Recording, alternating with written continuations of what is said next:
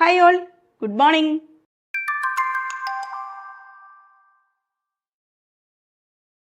എല്ലാവരും LPSA UPSCയുടെ പഠനം start ചെയ്തോ?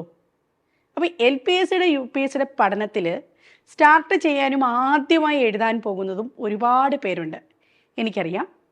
അപ്പോൾ അവർക്ക് വേണ്ടിയിട്ടുള്ളതാണ് ഈ വീഡിയോ. ഇനി എഴുതിയവരും കണ്ടാൽ കുഴപ്പമൊന്നുമില്ല കേട്ടോ. അപ്പോൾ എന്താണ് വീഡിയോയിൽ എനിക്ക് പറയാനുള്ളതെന്ന് അറിയാമോ? ആദ്യമായി പഠിക്കുന്നവരോട് കുറച്ച് കാര്യങ്ങളാണ്. ആദ്യമായി പഠിക്കുന്നവരോട് ശ്രദ്ധിക്കേണ്ടത് എന്തൊക്കെയാണ്? അപ്പോൾ നമുക്ക് ചെറിയ ചെറിയ പോർഷനും കാര്യങ്ങളും ഒക്കെ ആയിട്ട് ഇൻട്രാക്റ്റീവായിട്ട് പോകാം. ആദ്യമായിട്ടാണ് ഈ ചാനൽ കാണുന്നതെങ്കിൽ ഒന്ന് സബ്സ്ക്രൈബ് ചെയ്തേക്കുക. ആദ്യം എനിക്ക് പറയാനുള്ളത്, LPSA UPSA പരീക്ഷയ്ക്ക് ഒരു സിലബസ് ഉണ്ട്. നിങ്ങൾ അത് ഡൗൺലോഡ് ചെയ്യുക. നമ്മുടെ വെബ്സൈറ്റിലുമുണ്ട്, competitiveCracker.com എന്ന് നിങ്ങളൊന്ന് സെർച്ച് ചെയ്ത് കഴിഞ്ഞാൽ നിങ്ങൾക്ക് ലഭിക്കുന്നതാണ് ആ ഒരു സിലബസ്.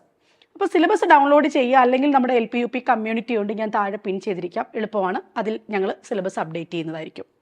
ഈ സിലബസ് കിട്ടിക്കഴിഞ്ഞ് കഴിഞ്ഞാൽ നിങ്ങൾ ആദ്യം മനസ്സിലാക്കുക, ഇതിൽ നിങ്ങൾക്ക് അറിയാവുന്നതും അറിയാത്തതുമായ കുറേയധികം പോർഷൻസ് ഉണ്ട് അല്ലേ?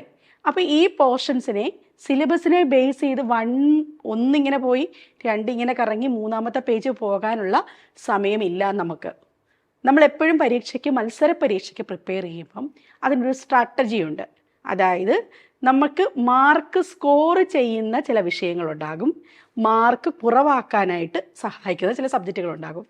ഫോർ എക്സാമ്പിൾ, നമുക്ക് മാർക്ക് എപ്പോഴും സേഫ് സൈഡിൽ പറയുന്ന കുറച്ച് സബ്ജക്റ്റുകളിൽ ഞാൻ പെടുത്തുന്നത് നമ്മുടെ മലയാളം, ഇംഗ്ലീഷ്, അതോടൊപ്പം തന്നെ മാത്സ് എന്നിവയാണ്. എന്താണ് ഈ സബ്ജക്റ്റുകളുടെ പ്രത്യേകത എന്ന് ചോദിച്ചു കഴിഞ്ഞാൽ, ഈ സബ്ജക്റ്റുകൾ നമുക്കറിയാൻ പറ്റും, ഒന്ന് ചെയ്ത് കഴിഞ്ഞാൽ ഇതിൻ്റെ ആൻസർ കിട്ടുകയാണെങ്കിൽ ഇത് ഉറപ്പിക്കാം മാർക്ക്. ഒരു രീതിയിലും ഒരു നെഗറ്റീവ് മാർക്ക്, അറിയത്തില്ലാത്തവർക്ക് നെഗറ്റീവ് മാർക്കിലേക്ക് പോകാനുള്ള ഒരു സാധ്യതയുമില്ല. അതും അതിൻ്റെ ക്വസ്റ്റ്യൻ പൂൾ വലുതാണ്, നമുക്ക് ഒരുപാട് ക്വസ്റ്റ്യൻസ് പരിശീലിക്കാൻ സാധിക്കും. ഉറപ്പിച്ച് പഠിക്കേണ്ട 3 വിഷയങ്ങളാണ് മാത്സ്, ഇംഗ്ലീഷ്, മലയാളം. അപ്പം നമ്മൾ എന്താ സിലബസിനെ ആദ്യം നിങ്ങൾ സിലബസിലെ ഹിസ്റ്ററി തീർത്ത്, ജോഗ്രഫി തീർത്ത്, സയൻസ് തീർത്തിട്ട് മാത്സ് പഠിക്കാനിരുന്ന് കഴിഞ്ഞാൽ നിങ്ങൾക്ക് ഈ മാർക്ക് കിട്ടില്ല. അപ്പം നിങ്ങൾ എന്ത് ചെയ്യണം? ഡെയിലി മാത്സ്, ഇംഗ്ലീഷ്, മലയാളം എന്ന് പറയുന്ന പോർഷനിൽ നിങ്ങൾ പരിഗണന കൊടുക്കണം. മനസ്സിലാവുന്നുണ്ടോ? കാരണം നമുക്കറിയാം, ചില പ്രാവശ്യമൊക്കെ ഈ സയൻസ് വിഷയങ്ങളൊക്കെ ഉണ്ടല്ലോ, ചിലപ്പം കെമിസ്ട്രി മാത്രമായിട്ട് 3 മാർക്ക് ഡിസ്ട്രിബ്യൂഷനൊക്കെ നൽകും. പക്ഷെ ചിലപ്പം കെമിസ്ട്രി മാത്രമായിട്ടൊക്കെ ചോദിച്ചു കളയും. സൈക്കോളജി ചിലപ്പം വലിയ തിയറീസൊക്കെ നമ്മൾ കേൾക്കാത്തത് ചോദിക്കും. ചിലപ്പോൾ പെഡഗോഗി മാത്രമായിട്ടായിരിക്കും വരുന്നത്. പക്ഷേ ഈ ഒരു 3 പോർഷൻ ഏത് മത്സര പരീക്ഷയെ സംബന്ധിച്ചിടത്തോളം ഉറപ്പാക്കാവുന്ന പോർഷൻസ് ആണ്. അതുകൊണ്ട് തന്നെ ആദ്യം സിലബസിനകത്ത് ഈ 3 വിഷയങ്ങൾ മനസ്സിലാക്കിയെടുക്കുക. അതിന് കൃത്യമായ ഡെയിലി പ്രാക്ടീസ് കൊണ്ടുവരിക എന്നുള്ളതാണ് ഫസ്റ്റ് പോയിന്റ് എനിക്ക് പറയാനുള്ളത്. രണ്ടാമത്തെ കാര്യം, സിലബസ് ഞാൻ പറഞ്ഞു, നമുക്ക് ആദ്യം ഹിസ്റ്ററി തുടങ്ങുന്നു. അപ്പോൾ കേരള ഹിസ്റ്ററി ആയിരിക്കും. അതിൽ നിന്ന് എന്താണ് പഠിക്കേണ്ടത്? നമ്മുടെ കയ്യിൽ ഒരു റാങ്ക് ഫയൽ ഉണ്ട്, അതിനെ ഇങ്ങനെ മറിച്ച് നോക്കിയാൽ മാത്രം മതിയോ? ഇതാണ് ഡൗട്ട്. ഒരിക്കലും ഹിസ്റ്ററി പഠിക്കേണ്ടത് അങ്ങനെയല്ല. നമുക്ക് റിസോഴ്സസ് വേണം, വായിക്കാൻ രസകരമായ റിസോഴ്സസ് വേണം എന്ന് വിചാരിച്ച് ഇത് മുഴുവനായും കാട് കയറി വായിച്ച് മാത്രം സമയം കളയരുത്. കാരണം കേരള ഹിസ്റ്ററി എന്ന് പറയുന്നത് KASനും നമ്മൾ പഠിപ്പിക്കുന്നതാണ്. നമ്മൾ LDക്കും പഠിപ്പിക്കും, LGSനും പഠിപ്പിക്കും, LPUPക്കും പഠിപ്പിക്കും. ഇവയിലെല്ലാം പല കാറ്റഗറിയിലാണ് ക്വസ്റ്റ്യൻസ് വരുന്നത്. അതുകൊണ്ട് തന്നെ എന്ത് ചെയ്യണം?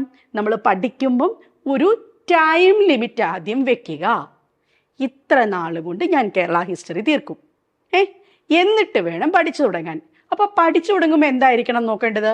നോക്കിക്കേ, നമുക്കിപ്പോൾ ഏറ്റവും ഹിസ്റ്ററി പഠിക്കുമ്പോൾ പ്രയാസമുണ്ടാകുന്ന ഏരിയ എന്തൊക്കെയാണ്?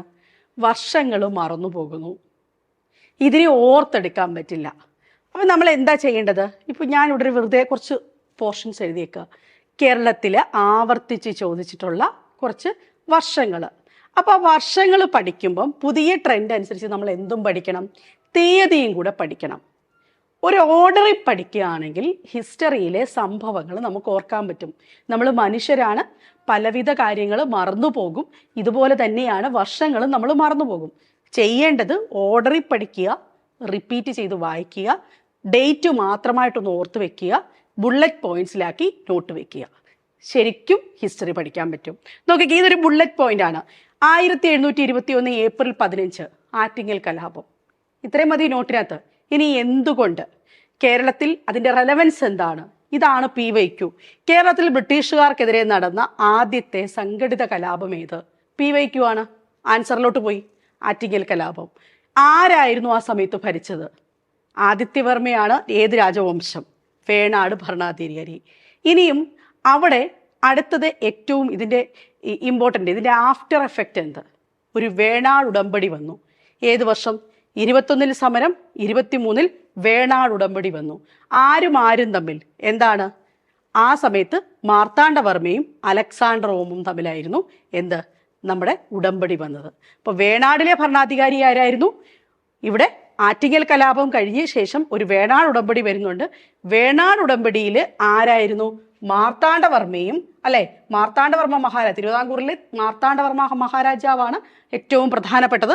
അലക്സാണ്ടർ ഓമും തമ്മിലായിരുന്നു, അല്ലെ. അപ്പൊ ഉടമ്പടി എന്തെങ്കിലും ഉണ്ടെങ്കിൽ ഉടമ്പടി ഇതിന്റെ പ്രധാനപ്പെട്ട പോയിന്റ് ബുള്ളറ്റ് പോയിന്റ്സിൽ മാത്രം എഴുതി നിങ്ങൾ സൂക്ഷിച്ചു വെച്ച് കഴിഞ്ഞാൽ നിങ്ങൾക്ക് ഈ സ്റ്റഡി മെറ്റീരിയൽ എപ്പോഴും പ്രയോജനകരമാകും. നോക്കിക്കേ, അതോടൊപ്പം തന്നെ ഞാൻ പറഞ്ഞു, ഞാനൊരു ഓർഡറിൽ 1721 ഏപ്രിൽ 15. ഇനിയും ശ്രീരംഗപട്ടണം സന്ധി, ഇതും PYQ ആണ്. നമ്മൾ പഴശ്ശി കലാപമൊക്കെ പഠിക്കുമ്പോൾ ഈ ഒരു പേര് അവിടെ വരും. ടിപ്പു സുൽത്താനിൽ നിന്ന് ബ്രിട്ടീഷുകാർക്ക് മലബാർ ലഭിക്കുന്നതിന് കാരണമായ ഉടമ്പടി ഏത്? ഇതാണ് PYQ. അപ്പോൾ ശ്രീരംഗപട്ടണം ഉടമ്പടി 1792, അല്ലേ. അടുത്തത് അത് കഴിഞ്ഞ് 92 കഴിഞ്ഞു. അത് കഴിഞ്ഞ് 93, 97 കാലഘട്ടത്തിൽ ഒരു ആദ്യത്തെ പഴശ്ശി വിപ്ലവം, രണ്ടാമത്തെ പഴശ്ശി വിപ്ലവം 1800, 1805. നിങ്ങൾക്ക് ഇതിനു മുമ്പും ഒക്കെയുള്ള ഏത് ഓർഡറിലും നിങ്ങൾക്ക് ഇത് എഴുതാം. ഏറ്റവും ഇമ്പോർട്ടൻ്റ് ആയിട്ടുള്ളത് മാത്രം പഠിച്ചു വെക്കുക. നോക്കിക്കേ, ഇവിടെ ഒരു കാരണമുണ്ട്.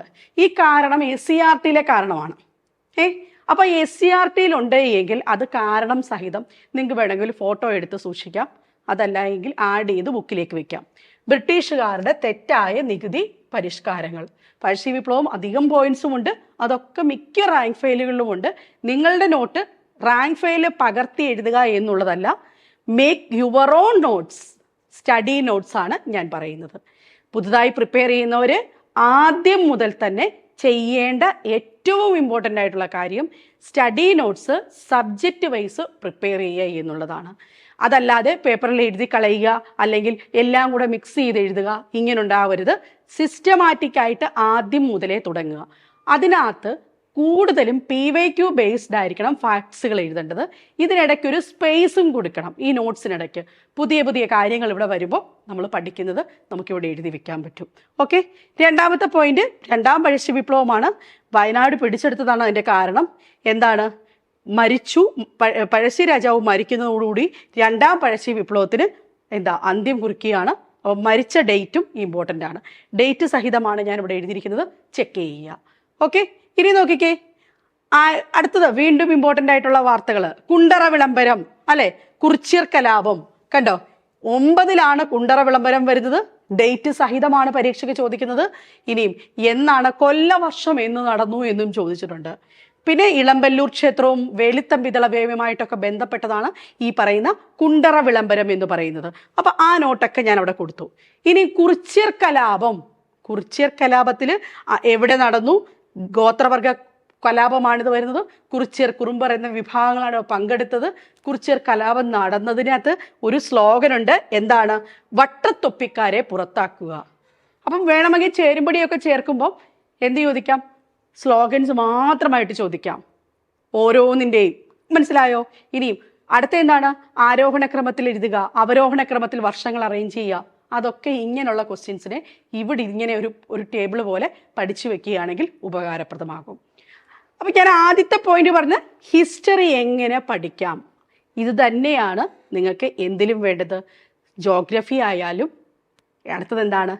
നമ്മുടെ ഓരോ വിഷയങ്ങൾക്കും ഹിസ്റ്ററി പഠിക്കുന്നതിന് ഇപ്പുറമായിട്ട് നിങ്ങൾ എന്ത് കണ്ടെത്തണം? ഏറ്റവും എളുപ്പം അതിൻ്റെ SCERT പാഠഭാഗങ്ങൾ 5-ലേതുണ്ട്, 6-ലേതുണ്ട്, 7-ലേതുണ്ട്, 8-ലേതുണ്ട്, 9-ലേതുണ്ട്, 10-ലേതുണ്ട്. ബേസിക് ആയിട്ട് ഇത്ര എണ്ണത്തിലെ പഴയ പാഠപുസ്തകങ്ങളും പുതിയ പാഠപുസ്തകങ്ങളും NCERTയിലുണ്ടെങ്കിൽ അതും കളക്ട് ചെയ്ത് വെക്കുക. കോമ്പറ്റിറ്റീവ് ക്രാക്കറിൽ ഇതെല്ലാം നിങ്ങൾക്ക് അവൈലബിൾ ആണ്. നിങ്ങൾ ടീം കോമ്പറ്റിറ്റീവ് ക്രാക്കറിനോടൊപ്പം ഒന്ന് ചേർന്നാൽ മാത്രം മതി. ഈ സ്റ്റഡി മെറ്റീരിയൽസ് എല്ലാം നിങ്ങൾക്ക് സോർട്ട് ഔട്ട് ചെയ്ത് തന്നെ നമ്മൾ ലഭിക്കുന്നതായിരിക്കും. ഹിസ്റ്ററി എന്തൊക്കെ പഠിക്കണം, ജോഗ്രഫി എന്തൊക്കെ പഠിക്കണം, അപ്പം ഈ ഓർഡറിൽ അങ്ങോട്ട് പഠിച്ചു വരികയാണെങ്കിൽ LPSA UPSAക്ക് സ്റ്റഡി മെറ്റീരിയൽ പ്രിപ്പയർ ചെയ്യുന്നതോ റിവിഷൻ ചെയ്യുമ്പോഴോ ഒരു ബുദ്ധിമുട്ടുണ്ടാവില്ല. ഇനി എന്താ ശ്രദ്ധിക്കേണ്ടത്? എല്ലാ ദിവസവും മിക്സ് ആൻഡ് മാച്ച് ആക്കുക. പഠനം തുടങ്ങുന്നവർ പ്രധാനമായും ശ്രദ്ധിക്കേണ്ടത് പ്രയാസമുള്ള ഒരു വിഷയവും എളുപ്പമുള്ള ഒരു വിഷയവും എടുക്കുക. പിന്നീട് എന്താണ്, ഈ അടുത്ത് പോകുന്ന ക്വസ്റ്റ്യൻ പേപ്പർ, പരീക്ഷാ ക്വസ്റ്റ്യൻ പേപ്പേഴ്സ് ഏതുമാവട്ടെ, നിങ്ങളുടെ GK പോർഷൻസ് ഉണ്ടോ, ക്വസ്റ്റ്യൻ പേപ്പർ കളക്ട് ചെയ്ത് സേവ് ചെയ്ത് വെക്കുക. വളരെ ഉപകാരപ്രദമാകും. ഓരോ പാറ്റേണും മനസ്സിലാക്കണം. ക്വസ്റ്റ്യൻ പാറ്റേൺ എന്താണ് എന്ന് മനസ്സിലാക്കുന്നതിന് വേണ്ടി ഏറ്റവും ആപ്റ്റായിട്ടുള്ള ഒരു സ്ട്രാറ്റജിയാണ് അത്. അപ്പം നമുക്ക് ഒരേ സബ്ജക്റ്റിലെ പലവിധ ക്വസ്റ്റ്യൻസ് കാണുന്നത് ഭയങ്കര ഉപകാരപ്രദമാകും. അപ്പം ഞാൻ പറഞ്ഞത് നമ്മുടെ PYQ കാണണം എന്നുള്ളതാണ്. നിങ്ങൾ നോക്കിക്കേ, നിങ്ങളുടെ പോർഷനിലുള്ള INC എന്ന് പറയുന്ന പോർഷനാണ്. ഇന്ത്യൻ നാഷണൽ കോൺഗ്രസിന്റെ പ്രസിഡന്റ് സ്ഥാനം അലങ്കരിച്ച ഏക മലയാളി ആരായിരുന്നു? ഇതൊരു വൺ വേർഡ് ക്വസ്റ്റ്യൻ ആണ്. വളരെ സിമ്പിൾ ആയിട്ടുള്ള ചോദ്യമാണ് അല്ലെ. കേളപ്പനാണോ, C ശങ്കരൻ നായരാണോ, KP കേശവമേനോനാണോ, പട്ടം താണുപിള്ളയാണോ? നമുക്കറിയാം C ശങ്കരനാണ് അല്ലെ. അപ്പം വളരെ സിമ്പിൾ ആയിട്ടുള്ള ഇതേപോലുള്ള ചോദ്യങ്ങളും. അടുത്തൊന്ന് നോക്കിക്കേ, നമ്മുടെ PYQന്റെ പാറ്റേൺ മാറുന്നതാണ്. താഴെ പറയുന്ന പ്രസ്താവനകളിൽ 1929 കോൺഗ്രസിന്റെ ലാഹോർ സമ്മേളനവുമായി ബന്ധമില്ലാത്ത ശരിയായ ജോഡി തിരഞ്ഞെടുക്കുക. ഈ ചോദ്യമോ ഈ ആൻസറോ പഠിക്കുക എന്നുള്ളതല്ല. ആദ്യം നിങ്ങൾ മനസ്സിലാക്കേണ്ടത് പാറ്റേൺ മനസ്സിലാക്കുക. ഇവിടെ ലാഹോർ സെഷന്റെ ശരിയായ സ്റ്റേറ്റ്മെന്റ് അല്ലാത്തത് തിരഞ്ഞെടുക്കുക എന്നാണ്. ശരിയല്ലാത്ത ജോഡി തിരഞ്ഞെടുക്കുക എന്നുള്ളതാണ്. ഗാന്ധിജിയെ കോൺഗ്രസ് പ്രസിഡന്റായി തിരഞ്ഞെടുക്കപ്പെട്ടു. 1930 ജനുവരി 26 സ്വാതന്ത്ര്യദിനമായി രാജ്യമെമ്പാടും കൊണ്ടാടാൻ തീരുമാനിച്ചു. കോൺഗ്രസിന്റെ അന്തിമ ലക്ഷ്യം പൂർണ്ണ സ്വരാജാണെന്ന് പ്രഖ്യാപിക്കപ്പെട്ടു. നെഹ്റുവിന്റെ നേതൃത്വത്തിൽ ഒരു സിവിൽ നിയമലംഘന പ്രസ്ഥാനം ആരംഭിക്കാൻ തീരുമാനിച്ചു. കണ്ടോ, ആദ്യത്തെ ചോദ്യത്തിൽ നിന്നും രണ്ടാമത്തെ ചോദ്യത്തിലേക്ക് ക്വസ്റ്റ്യൻ പേപ്പർ കണ്ടതുകൊണ്ട് മാത്രമാണ് നിങ്ങൾക്ക് എന്ത് ചെയ്യാൻ പറ്റുന്നത്. പലവിധ പരീക്ഷകളുടെ ക്വസ്റ്റ്യൻ പേപ്പറാ, LDC ഉണ്ടാകും, ഡിഗ്രി ഉണ്ടാകും. ഈ ചോദ്യങ്ങൾ നിങ്ങൾ കാണുമ്പോൾ മാത്രമാണ് നിങ്ങൾക്ക് നാളെ വരാൻ പോകുന്ന ചോദ്യങ്ങൾ പ്രെഡിക്റ്റ് ചെയ്യാൻ സാധിക്കുകയുള്ളൂ. കേട്ടോ, ഇതെല്ലാം ഈ ഒരു പോർഷനിലായി. ഇപ്പം ഞങ്ങൾ ടീം കോമ്പറ്റിറ്റീവ് ക്രാക്കറിൻ്റെ ഒരു പൂളിൽ നിന്നെടുത്ത ക്വസ്റ്റ്യൻസ് ആണ്. എല്ലാ പോർഷനും ഞങ്ങൾ ഇങ്ങനെ നമ്മൾ സേവ് ചെയ്ത് വെക്കും. ഇതേപോലെ തന്നെ കേരള PSCയിൽ ഇഷ്ടം പോലെ, PSCയുടെ റെക്കോർഡിൽ ഇഷ്ടംപോലെ ക്വസ്റ്റ്യൻസ് ഉണ്ട്. അവിടെ നിന്ന് ഏതെങ്കിലും ഒരു ചോദ്യം വരുമ്പോൾ നമ്മൾ ആദ്യമായിട്ട് പ്രിപ്പയർ ചെയ്യുവാണോ രണ്ടാമത് പ്രിപ്പയർ ചെയ്യുക, അതൊരു കാര്യമേ അല്ല വിജയത്തിന്. ഏറ്റവും സിസ്റ്റമാറ്റിക് ആയിട്ട് പ്രിപ്പയർ ചെയ്യുന്നതിന് മാത്രമാണ് പരീക്ഷ വിധിച്ചിട്ടുള്ളത്. അപ്പം എത്ര തവണ ഒരു പരീക്ഷ എഴുതി, എത്ര തവണ അത് വിജയിച്ചു എന്നുള്ളതൊന്നും കേരള PSCയിൽ ഒരു മാനദണ്ഡമല്ല. അടുത്ത പരീക്ഷയെ നിങ്ങൾ എങ്ങനെയാണോ സമീപിക്കുന്നത് അത് തന്നെയാണ് ഏറ്റവും ഇമ്പോർട്ടൻ്റ് ആയിട്ടുള്ള കാര്യം. സോ ഈ പറഞ്ഞ റൂളുകളൊക്കെ മനസ്സിലാക്കി പഠിച്ചു തുടങ്ങിക്കോളൂ. തീർച്ചയായിട്ടും മലയാളം, ഇംഗ്ലീഷ്, മാത്സ് എന്ന് പറയുന്ന വിഷയത്തിന് പ്രാധാന്യം കൊടുത്ത് SCERT മനസ്സിലാക്കി ഓരോ വിഷയത്തിനും സ്റ്റഡി മെറ്റീരിയൽ പ്രിപ്പയർ ചെയ്ത്, ഏറ്റവും പ്രധാനമായ കാര്യം ആദ്യം മുതലേ പരീക്ഷ എഴുതി ശീലിക്കുക.